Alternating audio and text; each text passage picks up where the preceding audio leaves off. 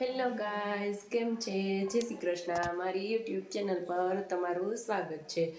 ચલો, આજે હું ન્યૂ બ્લાઉઝ વર્ક કરવા બેસવાની છું. તો જો કોઈ પણને વર્ક કરવું હોય કે શીખવું હોય તો મારી યુટ્યુબ ચેનલ પર કાં મારી ઇન્સ્ટા આઈડી પર કોમેન્ટ કરજો. અને આવા જ બ્લોગ જોવા માટે મારી યુટ્યુબ ચેનલને લાઈક કરજો, શેર કરજો અને સબસ્ક્રાઈબ કરવાનું ના ભૂલતા.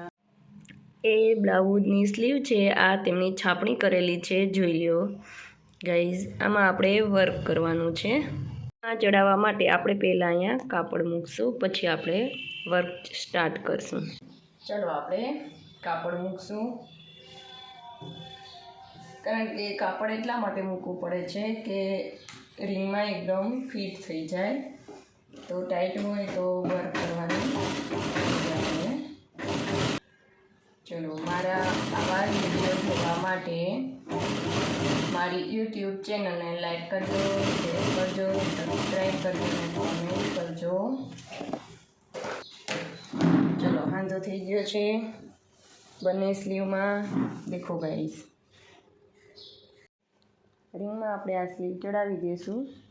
કાપડનો હાંધો પણ થઈ ગયો છે અને હવે આપણે બ્લાઉઝ સ્ટાર્ટ કરવાનું છે.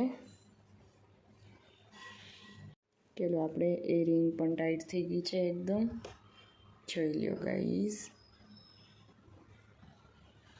હવે આપણે સ્ટાર્ટ કરી બ્લાઉઝ. થઈ ગયા છે રેડી. 3 ફ્લાવર કરી નાખ્યા. એ ગ્રીન કલરની પાંદડી થઈ ગઈ છે રેડી.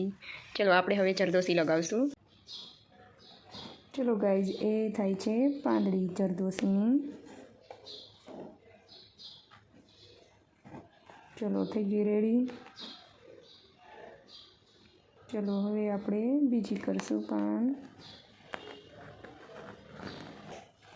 આવી રીતે આપણે આ બધા જ પાન તૈયાર કરશું એ જરદોશીના.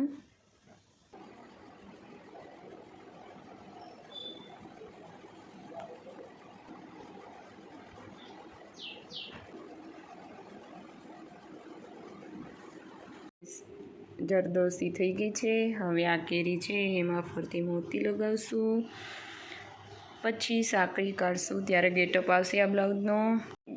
જો ગાઈઝ, આ સાંકળી કર્યા વગરનું કેવું લાગે છે અને આ સાંકળી કરેલું કેવું લાગે છે. જો કેટલું મસ્ત લાગે છે, જુઓ ગાઈઝ. વાવ.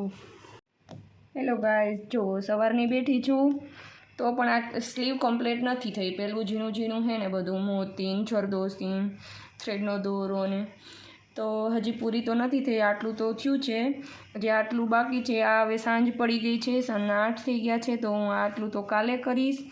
હવે આટલું કમ્પ્લીટ થઈ ગયું છે. અને મારી યુટ્યુબ ચેનલમાં જો આવા જ વિડીયો જોવા માટે કોમેન્ટ કરજો. અને જો તમારે કોઈને વર્કવાળું બ્લાઉઝ કરવું હોય તો કેમ કોમેન્ટ કરવી. જો કોઈને વર્ક શીખવું હોય તો પણ મને કોમેન્ટ કરજો. ઇન્સ્ટામાં કે યુટ્યુબ ચેનલમાં, બેમાંથી ગમે એમાં કરી શકો છો તમે. આ સ્લીવ આજે થઈ ગઈ છે કમ્પ્લીટ. હવે આપણે ન્યૂ પાર્ટમાં જોશું પાછળનું નેક. બાય, જય શ્રી કૃષ્ણ.